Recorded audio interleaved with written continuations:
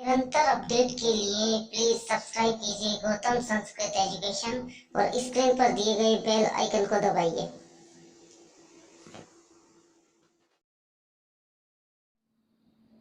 नमस्कार विद्यार्थियों, आप सभी का गौतम संस्कृत एजुकेशन चैनल पर स्वागत है। वीडियो देखने से पूर्व आप सभी से अनुरोध है, कृपया चैनल को सब्सक्राइब जरूर करें ताकि आप निरंतर प्रत्येक वीडियो से अपडेट होते रहें। आज का हमारा प्रकरण है द्वंद्व समास। पिछले वीडियो में हमने तत्पुरुष समास, अव्ययभाव समास, कर्मधारय एवं द्विगु इन सभी प्रकरणों की हम चर्चा पूर्व वीडियो में कर चुके हैं। आज का जो समास है वह है द्वंद्व समास।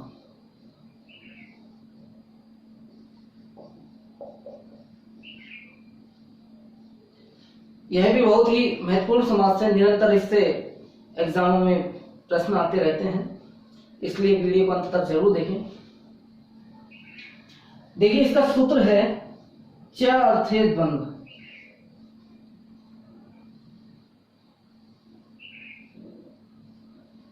यानी कि च के अर्थ में द्वंद्व समास होता है।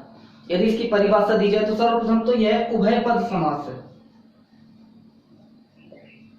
उभय पद प्रधान, यानी कि द्वंद्व समास में दोनों पद, उभय पद अर्थात दोनों पद प्रधान होते हैं, प्रथम बात। दूसरा, च के योग में समास होता ही है कि समास के प्रत्येक पद के पश्चात च लगा हुआ होता है तथा हिंदी में और लगा हुआ होता है। तो जब हम समस्त पद बनाते हैं विग्रह का तो च हटा देते हैं, हिंदी में और हटा देते हैं। अब देखिए, च के अर्थ में द्वंद्व समास होता है। च एक अव्यय है जिसका अर्थ और होता है और अव्यय में भी यह निपात है। तो इस निपात के चार अर्थ होते हैं। कौन कौन से अर्थ होते हैं इसको ध्यान से देखेंगे हम। पहला है समुच्चय, दूसरा है अन्वाच्य, तीसरा है इतरेतर, चौथा है समाहार। तो इन चार अर्थों में च निपात का प्रयोग होता है। इनमें से जो द्वंद्व समास है केवल दो ही अर्थों में होता है, इतरेतर एवं समाहार में। इन दो अर्थों में नहीं होता, इनके बारे में बता रहा हूं मैं। समुच्चय, समुच्चय का अर्थ होता है, जैसे एक एग्जांपल दे रहा हूं मैं, उससे समझेंगे। ईश्वरम गुरुम च भजस्व। इसका अर्थ होता है ईश्वर और गुरु को भजो। यहां पे देखिए, ईश्वर और गुरु दोनों निरपेक्ष हैं, स्वतंत्र हैं, लेकिन इनका अन्वय भजस्व यानी क्रिया से हो रहा है। आपस में ये दोनों पद अन्वित नहीं है, इसलिए ये जो यहाँ पे च है यह समुच्चय है और इसका द्वंद्व समास नहीं होता है, क्योंकि ये दोनों पद आपस में अन्वित नहीं है, ये दोनों पद क्रिया से अन्वित है, इसलिए यहाँ पे समास नहीं होगा। दूसरा देखिए अन्वच्य। अन्वाच्य का मतलब होता है जहां पर एक पद प्रधान हो दूसरा अप्रधान हो, वह अन्वाच्य होता है। यहाँ पे भी परस्पर अन्वित नहीं होते हैं पद। द्वंद्व समास वही होता है जहां पे दोनों पद परस्पर अन्वित हो। जैसे इसका एक एग्जांपल दे रहा हूं।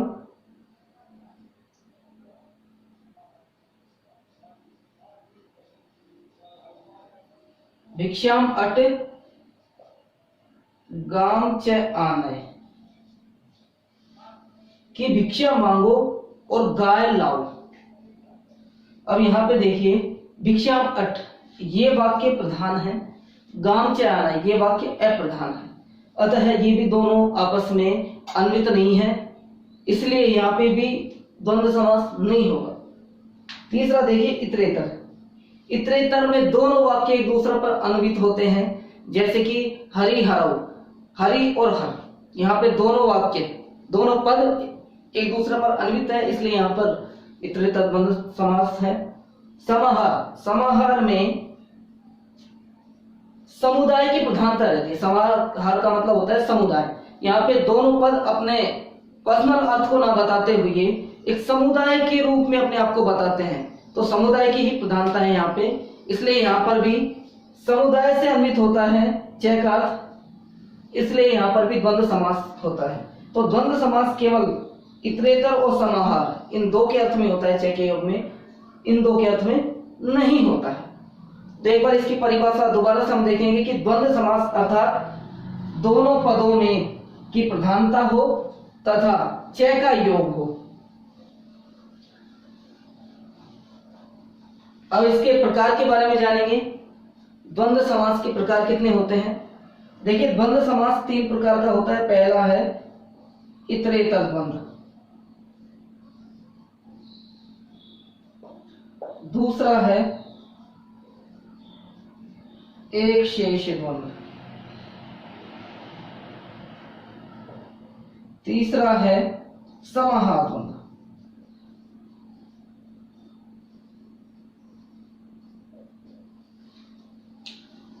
इन तीनों प्रकार के बारे में जानेंगे हम। इतरेतर द्वंद्व यानी कि इतर से इतर के योग में यह द्वंद्व समास होता है। इतर का मतलब होता है अन्य, जहां दो अन्य अलग अलग पदार्थ या पद एक साथ अन्वित हो वहां इतरेतर द्वंद्व समास होता है। दूसरा है एक शेष द्वंद्व, यह इसी का अवान्तर भेद है इतरेतर का, कि दोनों पद प्रधान है लेकिन दोनों का मिलकर के दोनों यदि समान हो तो उनका एक शेष रह जाता है, तो यह इसी का भेद है। समाहार द्वंद्व, यहाँ पे समुदाय की प्रधानता रहती है कि यहाँ पे जो पद होते हैं वह एक समुदाय का अर्थ बताते हैं और उसी की प्रधानता होती है। अब सर्वप्रथम बात करते हैं कि समास विग्रह करते समय और समास पद बनाते समय लिंग निर्धारण कैसे किया जाए। जैसे कि राधा और कृष्ण, राधा पुल्लिंग है, स्त्रीलिंग है और कृष्ण पुल्लिंग है, तो समस्त पद का जो लिंग होगा वो कैसा होगा, स्त्रीलिंगी होगा या पुल्लिंगी होगा, इस बात की चर्चा करते हैं हम लिंग निर्धारण।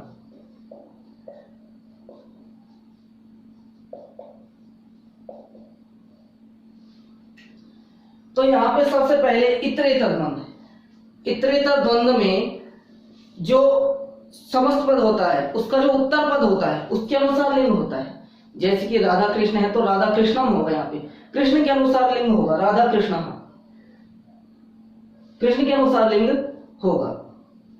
दूसरा है एक शेष द्वंद्व। एक शेष द्वंद्व चूंकि इसी का अवान्तर भेद है लेकिन यहाँ पे एक पद ही बचता है, जैसे कि माता चे पितरौ चे, इन दोनों को हम पितरौ कहते हैं, माता और पिता दोनों का एक पद बचेगा पितरौ।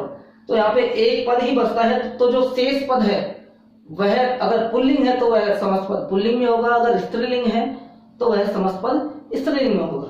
तीसरा बात समाहार द्वंद्व की। समाहार द्वंद्व जो है एक समुदाय के योग में होता है, तो इसका जो समस्त पद होता है नित्य नपुंसक लिंग में ही होता है। नपुंसक लिंग एक वचन में होता है और यह भी अव्ययी भाव समास के अनुसार या उसके समान जो समस्त पद यदि दीर्घ स्वर है उसका अंतिम वर्ण तो उसका भी ह्रस्व हो जाता है, तब यह नपुंसक लिंग हो जाता है। तो यह बात ध्यान रखिएगा। इतरेतर द्वंद्व का लिंग निर्धारण होगा उत्तर पद के अनुसार, एक शेष द्वंद्व का लिंग निर्धारण होगा जो शेष बचा हुआ पद है उसके अनुसार, और समाहार द्वंद्व नित्य नपुंसक लिंग में ही होता है।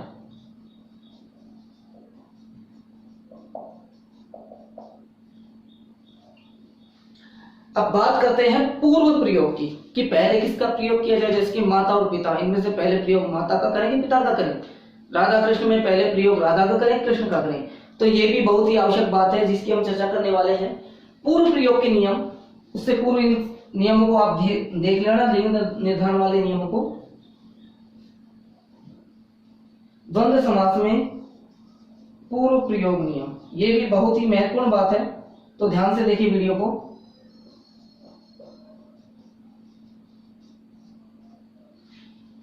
इसके सूत्र हैं, पहला सूत्र है द्वंद्वे घी।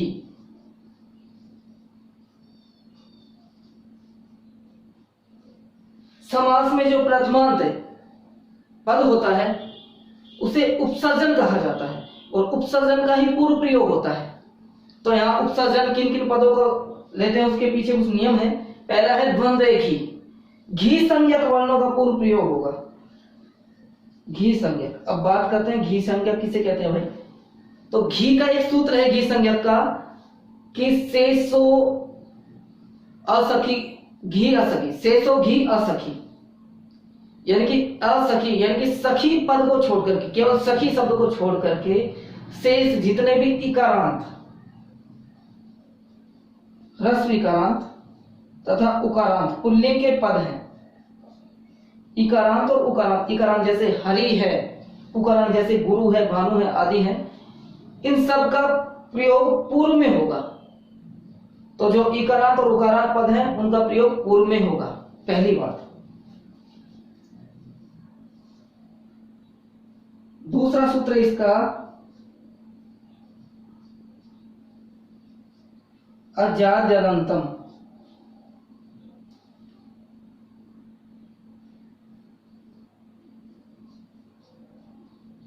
अज आदि अज अंतम।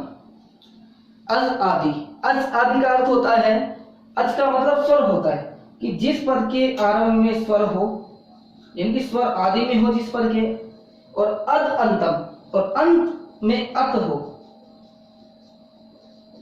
अत का मतलब होता है एवं,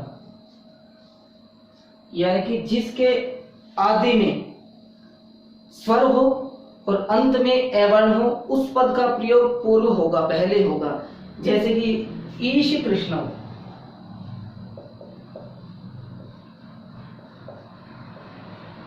यहाँ पे ईश में, ईश जो पद है उसमें उसका आरंभ हो रहा है स्वर से, अत से आरंभ है, अंतिम वर्ण इसका अत है, तो इसका प्रयोग पहले होगा, कृष्ण का प्रयोग पहले नहीं होगा। तीसरा इसका नियम है अल्पाचतरम।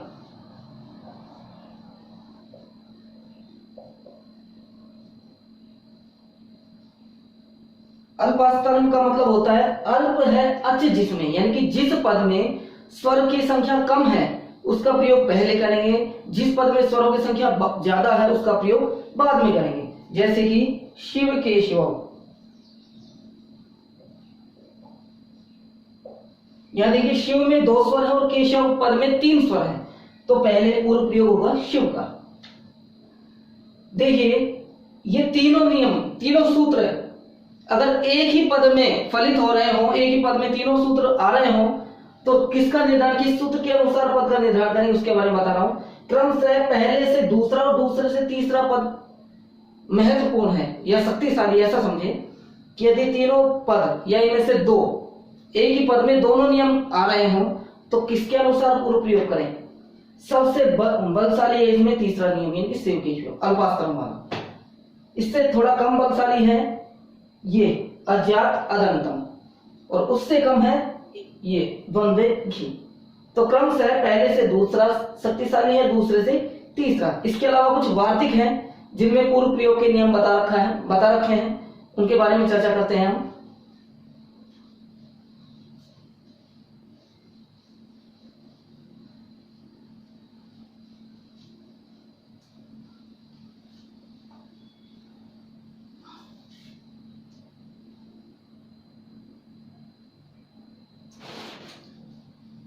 अगला जो एक सूत्र है इस पूर्व प्रयोग के नियम का, वह एक वार्तिक है, वह है ऋतु नक्षत्राणाम समाक्षराणाम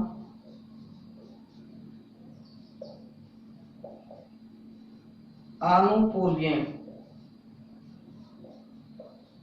इसका अर्थ होता है ऋतु में नक्षत्र आदि समान अक्षर हो, समान पद हो, तो उनमें पूर्व प्रयोग होगा क्रम के अनुसार। अनुपूर्वेण का मतलब क्रम के अनुसार पूर्व प्रयोग होगा। जैसे कि हेमंत शिशिरश्च, हेमंत च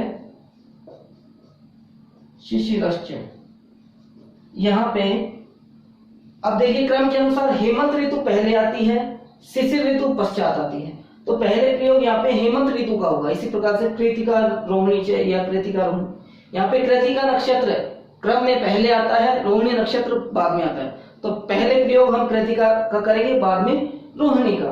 अब देखिए अगला जो सूत्र है वह भी वार्तिक है और ये भी वार्तिक है।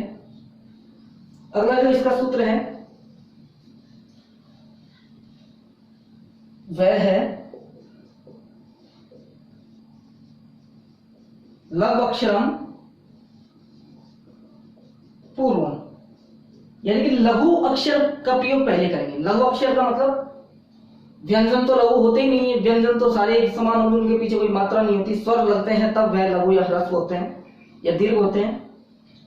जो स्वर होते हैं वह लघु और दीर्घ और प्लुत 3 कोटि के होते हैं। तो यहाँ पे जो लघु स्वर हैं यानी कि ह्रस्व स्वर हैं उनका प्रयोग पहले करेंगे यदि वाक्य में समान स्वर हैं तो, जैसे कि कुशश्च काशश्च। कुश और काश, यहाँ पे कुश में देखिए 2 स्वर हैं उ प्लस ए, काश में 2 स्वर हैं आ प्लस ए। तो यहाँ पे लघु अक्षर यानी कि ह्रस्व स्वर इसमें ज्यादा है कुश में, तो पूर्व प्रयोग कुश का होगा। अगला इसका वार्तिक जो है पूर्व प्रयोग के नियम का वो है अभ्यर्हितम च।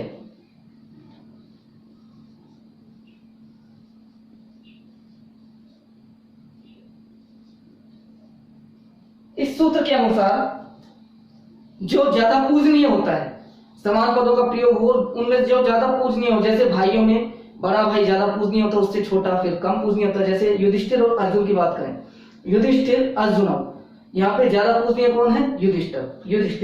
युधिष्ठिर बड़ा भाई है, ज्येष्ठ भ्राता है, इसलिए पूर्व प्रयोग उसका करेंगे। माता और पिता, माता पिता, यहाँ पे माता अधिक पूजनीय इसलिए माता का प्रयोग पूर्व पद में करेंगे। वर्ण को बात आए ब्राह्मण वैश्य, ब्राह्मण क्षत्रिय वैश्य और शूद्र, इनकी बात आए तो सबसे अधिक पूजनीय ब्राह्मण है, उसके पश्चात क्षत्रिय है, उसके पश्चात वैश्य और उसके पश्चात शूद्र है। तो क्रम से इनके अनुसार ही पूर्व पद प्रयोग करेंगे। अब बात करते हैं इसके भेद की। पहला भेद है इतरेतर द्वंद्व।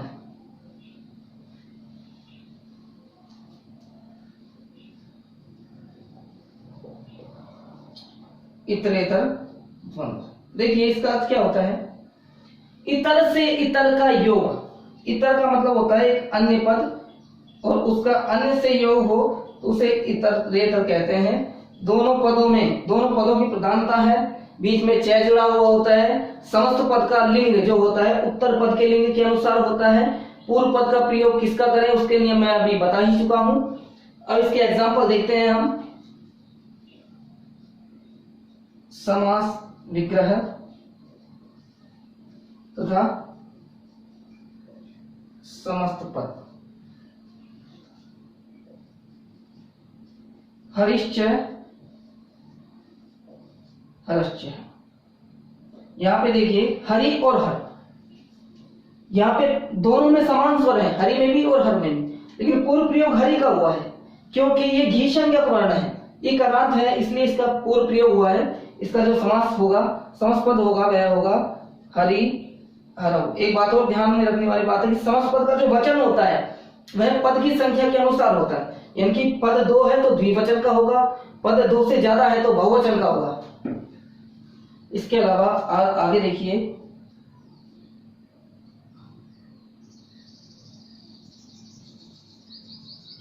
शिव केशव शिवश्च केशवश्च, यहाँ पे जो सूत्र पूर्व पद का काम कर रहा है वो है अज्ञात अदंतम।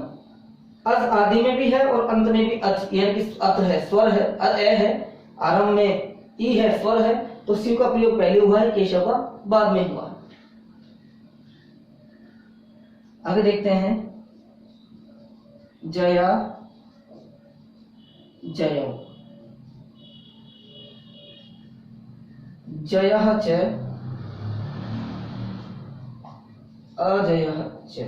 यहाँ पे जय का पूर्व प्रयोग हुआ है अल्पास्तरम सूत्र से। जय में कम स्वर है, 2 ही स्वर हैं, अजय में 3 स्वर हैं, तो जय का प्रयोग अल्पास्तरम सूत्र से। अब आगे और एग्जांपल देखते हैं इसके। धर्मार्थौ यानी कि धर्म है च, अर्थ है च। सीता राम, ये थोड़ा मैंने उल्टा लिख दिया है इन दो तीन उदाहरणों में। ये इसका समस्त पद है, ये समास विग्रह है, ये समस्त पद है, ये समास विग्रह है। सीताराम लक्ष्मण, यहाँ पे देखिए 3 पद है तो समस्त पद जो है बहुवचन में है, सीताराम लक्ष्मण। अधिक पूर्वी स्त्री होती है, स्त्रीलिंगी वचन का इस पद का प्रयोग पूर्व में हुआ है सीता का, और ध्यान रखिएगा जहाँ पे पुल्लिंग और स्त्रीलिंग दोनों पदों में समास हो तो पहले प्रयोग स्त्रीलिंग शब्द का ही करेंगे। सीता च, राम च, लक्ष्मण च। समास विग्रह करते समय प्रत्येक पद के अंत में च लगा देते हैं, तो यह कहलाता है इतरेतर द्वंद्व समास। अब बात करते हैं हम एक शेष द्वंद्व की, जो इसी का भेद है इतरेतर का ही।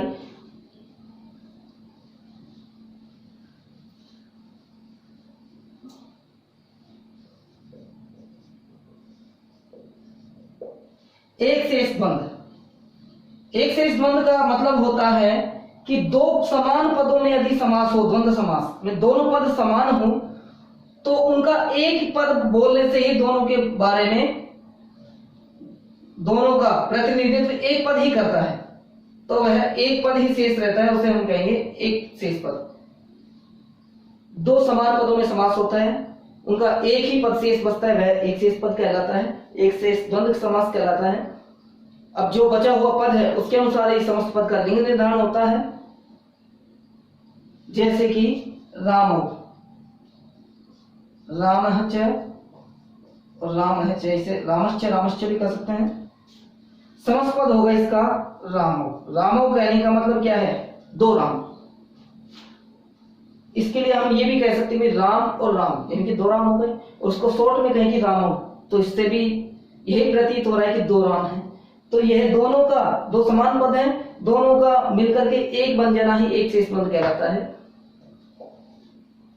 इसी प्रकार से माता च पिता च, यह कहलाएगा पितरव। माता पितरव भी कह सकते हैं, लेकिन एक शेष में बचेगा पितरव। अब देखिए, माता का प्रयोग पहले हुआ है क्योंकि यह अधिक पूजनीय भी है, स्त्रीलिंग पद का प्रयोग पहले भी होता है, पिता का बाद में हुआ है। बाकी स्वरों की संख्या दोनों में समान है, पिता में जबकि ह्रस्व स्वर की संख्या ज्यादा है, माता में दोनों दीर्घ स्वर है। इसके अलावा लेकिन चूंकि अव्यवहितम च ये सूत्र सबसे अंत का है, तो सर्वाधिक शक्तिशाली सूत्र है ये, उसके अकॉर्डिंग काम करेगा यहाँ पे नियम। समस्त पद का जो लिंग है, इनमें शेष क्या बचता है? पिता बचता है, तो पिता का द्विवचन होगा पितरव। तो समस्त पद का लिंग पिता के अनुसार हो गया कि जो पद शेष बचेगा उसके अनुसार ही समस्त पद का लिंग होगा। इसी प्रकार से आगे एग्जांपल देखते हैं। हंसी च हंसः च, यानी कि हंसव, हंसव का अर्थ जोड़ा, हंसों का जोड़ा, हंसनी भी और हंस। इसी प्रकार से ब्राह्मण ब्राह्मणी च ब्राह्मण च इत्यादि। अब आगे चर्चा करते हैं हम समाहार द्वंद्व समास की। बात करते हैं समाहार द्वंद्व की, जो इसका तीसरा भेद है। समाहार द्वंद्व यानी कि समूह के योग में द्वंद्व। समाहार का अर्थ समूह होता है। द्वंद्व समास के कुछ उदाहरणों में एक समूह का की प्रधानता होती है, समूह का द्योतक होता है, समूह के अर्थ में ही द्वंद्व समास होता है, यानी कि जितने भी उसमें पद हैं उन सब का मिलकर के एक पद भाव हो जाता है, एक भाव हो जाता है, वहां पे समाहार द्वंद्व समास होता है।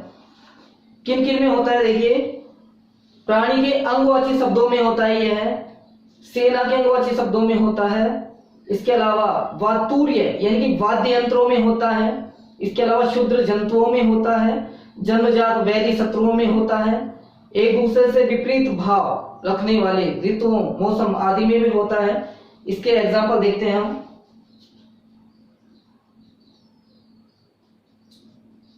समास विग्रह एवं समस्त पद। इसका जो समस्त पद होता है नित्य नपुंसक लिंग में हो जाता है, हमेशा एक वचन में रहता है, और इसके अंतिम स्वर यदि दीर्घ है तो उसका ह्रस्व भी हो जाएगा। जैसे कि पाणी च पादौ च, यह हो जाएगा पाणी पादौ। हाथ और पैर, इसका इस प्रकार से भी समास विग्रह कर सकते, पाणी च पादौ च एषाम समाहार। हाथ और पैर और इनका समूह, या फिर हाथ और पैर, उसे हम कहेंगे पाणिपादम। इसी प्रकार से शिरश्च ग्रीवाच, शिरश्च ग्रीवाच अनयोः समाहार। हाथ और पैर दो और दो चार होते थे, बहुवचन में है तो इनके लिए एशाम अथवा तेषाम का प्रयोग करेंगे। सिर और गर्दन ये एक और एक दो ही है तो इनके लिए द्विवचन का प्रयोग करेंगे अनियो अथवा तनियो। इनका समूह अथवा उनका समूह सिर और गर्दन, इनका समूह अथवा सिर और गर्दन उनका समूह। तो शिरश्च ग्रीवाच अनियो समाहार, अथवा इसको डायरेक्ट इस प्रकार से लिख सकते हैं शिरश्च ग्रीवाच, और इसका समास समस्त पद होगा शिरो ग्रीवम। तो इस प्रकार से यह तो होता है प्राणी के अंगों में, शरीर के अंगों के नामों में। आगे हम देखते हैं सेना के अंगों के नाम में और वाद्य यंत्रों के नाम में। जैसे वंशी च वीणा च अनियो समाहार है। वंशी और वीणा इसको हम कहेंगे वंशी वीणा, ये वाद्य यंत्रों के योग में होता है। इसके अलावा सेना के अंगों के योग में भी होता है, जैसे रथिकाश्च है, रथिकाश्च है या रथिकाश्च लिख सकते हैं इसको। अश्वारोहाश्च, यह सेना के अंगों के नाम में हो गया रथिकाश्वारोहम।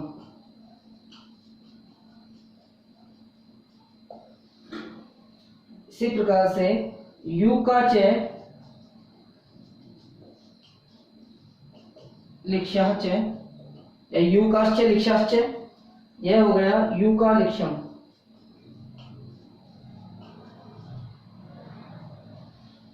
ये शुद्ध जंतुओं के योग में हुआ है। इसी प्रकार से अहिश्च नकुलश्च, अहि और नकुल यानी सांप और नेवला, अहि नकुलम, ये जन्मजात वैरी के योग में हुआ है। इसी प्रकार से